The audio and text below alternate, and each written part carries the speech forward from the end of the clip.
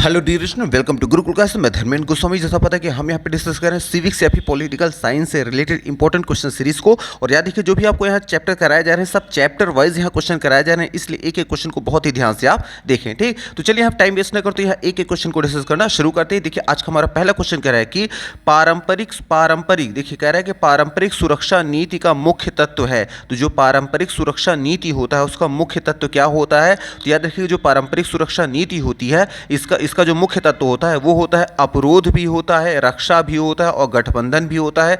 इसलिए option number हमारा जो डी होगा यहाँ पे राइट आंसर हो जाएगा। आपको याद रखना है कि पारंपरिक सुरक्षा नीति का जो मुख्य तत्व है वो अपरोध भी है, रक्षा भी है और गठबंधन भी है। ठीक, फिर आ जाएंगे अपने अगले क्वेश्चन में। देखिए, हमारा पहला क्वेश्चन कह रहा है कि परमाणु अप्रसार संधि कब हुई थी? तो याद रखिएगा, परमाणु अप्रसार संधि जो हुई थी ये हुई थी वर्ष 1968 में। और 1968 देखिए आया है 1968 की बात की गई है ऑप्शन नंबर ए में। तो हमारे यहाँ पे राइट आंसर हो जाएगा। आपको याद रखना है कि परमाणु अप्रसार संधि जो हुई थी वो हुई थी वर्ष 1968 या फिर 1968 में हुई थी। ठीक, फिर आ जाएंगे। देखिए, हमारा अगला क्वेश्चन कह रहा है कि भारत ने पहला परमाणु परीक्षण कब किया था? तो याद रखिएगा, भारत ने पहला जो परमाणु परीक्षण किया था वो किया था मई 1974 को। और मई 1974 की बात देखिए है ऑप्शन नंबर बी में। तो हमारे यहाँ पे बी यहाँ पे राइट आंसर हो जाएगा। आपको याद रखना है कि भारत ने अपना पहला परमाणु परीक्षण मई 1974 में किया था। ठीक, फिर आ जाएंगे अपने अगले क्वेश्चन में। हमारा अगला क्वेश्चन कह रहा है कि मैडकाऊ क्या है? तो याद रखिएगा, मैडकाऊ जो है ये जानवरों की एक महामारी का नाम है। जानवरों की महामारी का नाम क्या है? मैडकाऊ है। इसलिए ऑप्शन नंबर हमारा यहाँ सी यहाँ पे राइट आंसर हो जाएगा। आपको याद रखना है कि मैडकाऊ जानवरों की महामारी का नाम है। ठीक, फिर आ जाएंगे अपने अगले क्वेश्चन में। हमारा अगला क्वेश्चन कह रहा है कि वर्ष 1994 में रवांडा की किस जनजाति का अस्तित्व खतरे में था? तो याद रखिएगा, वर्ष 1994 में रवांडा की वह जाति जिसका अस्तित्व खतरे में था वह था तुलसी। और तुलसी देखिए बात आया है, देखिए तुलसी आया है ऑप्शन नंबर सी में। तो हमारे यहाँ पे सी यहाँ पे राइट आंसर हो जाएगा। आपको याद रखना है कि वर्ष 1994 रवांडा की वह जनजाति जिसका अस्तित्व खतरे में आ गया था वह था तुलसी, जो कि ऑप्शन नंबर सी में है। ठीक, फिर आ जाएंगे अपने अगले क्वेश्चन में। हमारा अगला क्वेश्चन कह रहा है कि भारत ने दूसरा परमाणु परीक्षण कब किया था? तो याद रखिएगा, भारत ने अपना दूसरा परमाणु परीक्षण जो किया था वो किया था मई 1998 को। मई 1998 की बात देखिए है ऑप्शन नंबर हमारा सी में। तो हमारा सी यहाँ पे राइट आंसर हो जाएगा।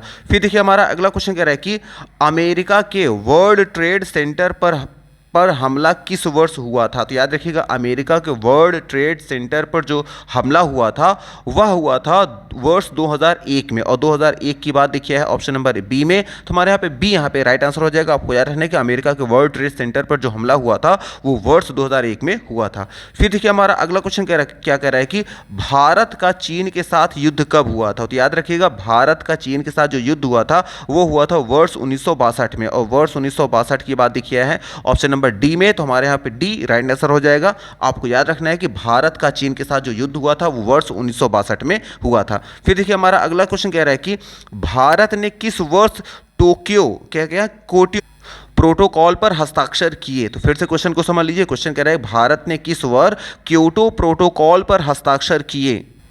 तो याद रखिएगा, वो वर्ष है 1997। और 1997 की बात आई है ऑप्शन नंबर बी में। तो हमारे यहाँ पे बी यहाँ पे राइट आंसर हो जाएगा। आपको याद रखना है कि भारत ने वर्ष 1997 में क्योटो प्रोटोकॉल पर हस्ताक्षर किया था। ठीक, फिर ऑप्शन नंबर हमारा बी यहाँ पे राइट आंसर हो जाएगा।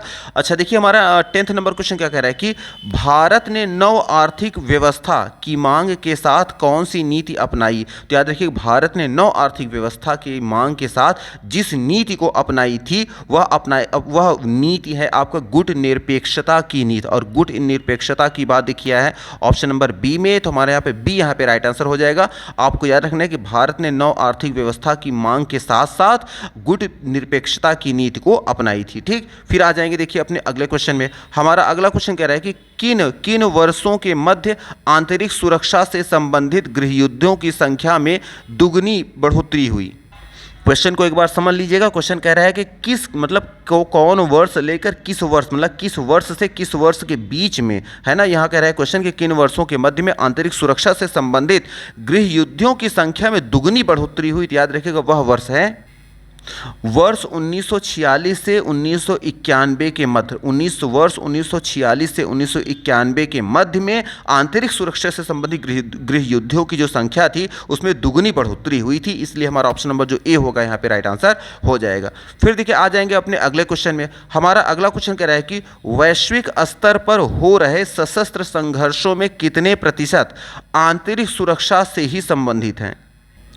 तो याद रखिएगा वैश्विक स्तर पर हो रहे सशस्त्र संघर्षों में 95%, 95% याद रखिएगा परसेंट आंतरिक सुरक्षा से संबंधित है। और देखिए 95% की बात आई है 95% की ऑप्शन नंबर सी में, तो हमारे यहाँ पे सी यहाँ पे राइट आंसर हो जाएगा। आपको याद रखना है कि वैश्विक स्तर पर हो रहे सशस्त्र संघर्षों में 95% प्रतिशत जो है आपका आंतरिक सुरक्षा से संबंधित है, इसलिए हमारा ऑप्शन नंबर जो सी यहाँ पे रहेगा ऑप्शन यहाँ पे राइट हो जाएगा।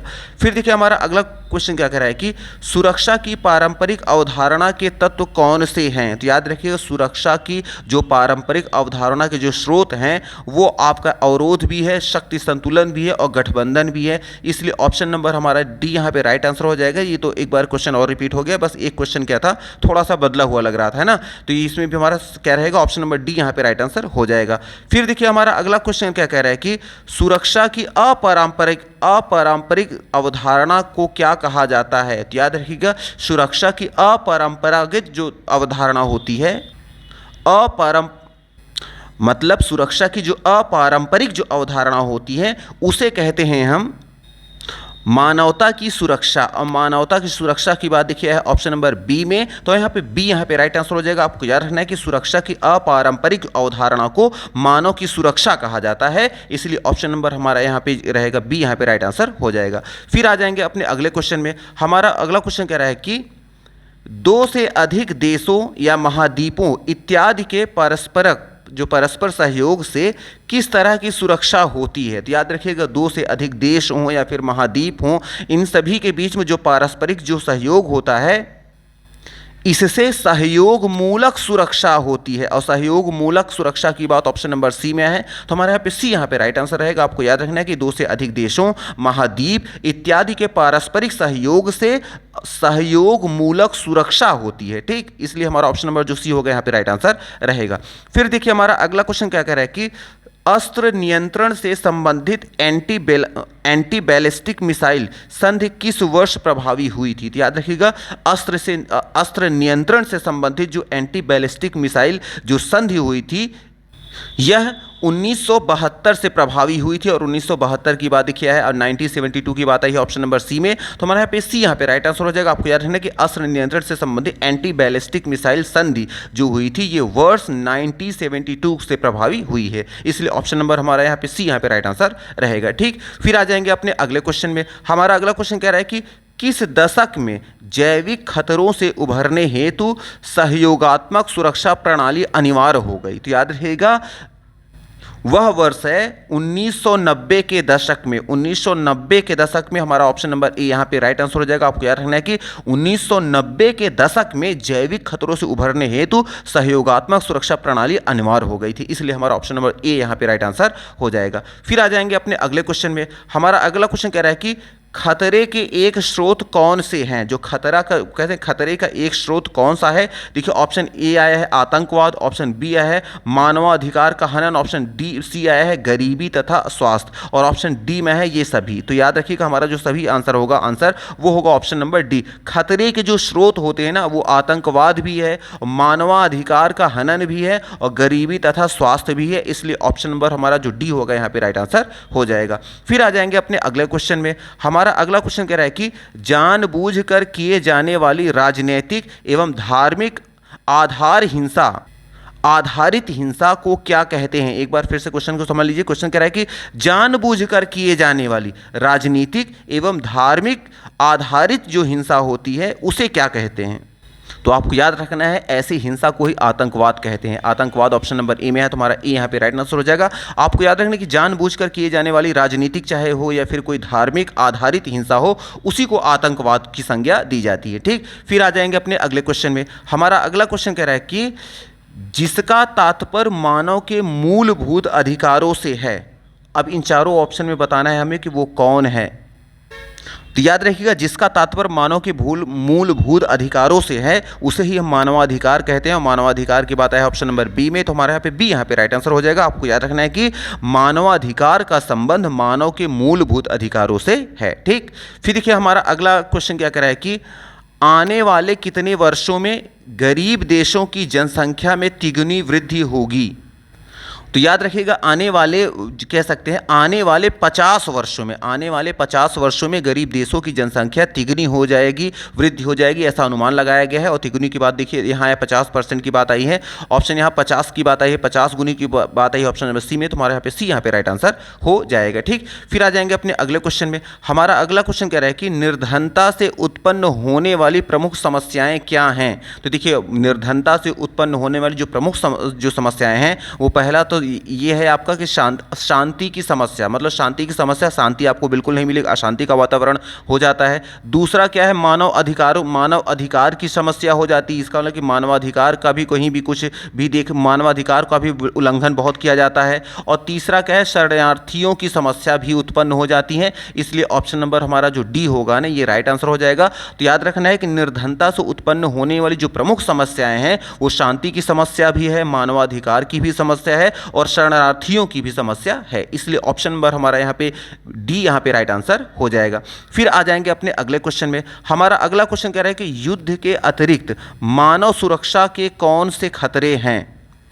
तो याद रखिएगा, युद्ध के अलावा जो मानव सुरक्षा के लिए जो खतरे हैं वो पहला तो आतंकवाद ही है, दूसरा निर्धनता भी है और तीसरा स्वास्थ्य संबंधी समस्याएं भी हैं। इसलिए हमारा ऑप्शन नंबर जो डी होगा यहाँ पे राइट आंसर हो जाएगा। आपको याद रखना है कि युद्ध के अलावा मानव सुरक्षा के लिए जो खतरे हैं ना, वो आतंकवाद भी है, निर्धनता भी है, स्वास्थ्य संबंधी समस्याएं भी हैं। ठीक, फिर आ जाएंगे अपने अगले क्वेश्चन में। देखिए हमारा में भी ये आज का लास्ट क्वेश्चन होगा।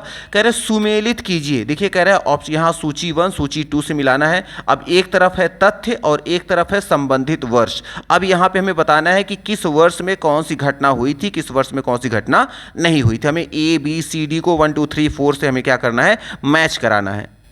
देखिए ऑप्शन ए क्या कह रहा है यहाँ पे, एंटी बैलिस्टिक मिसाइल संधि ये कब हुई थी। तो यह हुई थी वर्ष 1972 में। और 1972 की बात देखिए ऑप्शन नंबर 3 में है, तो इसको 3 से मैच करा देंगे।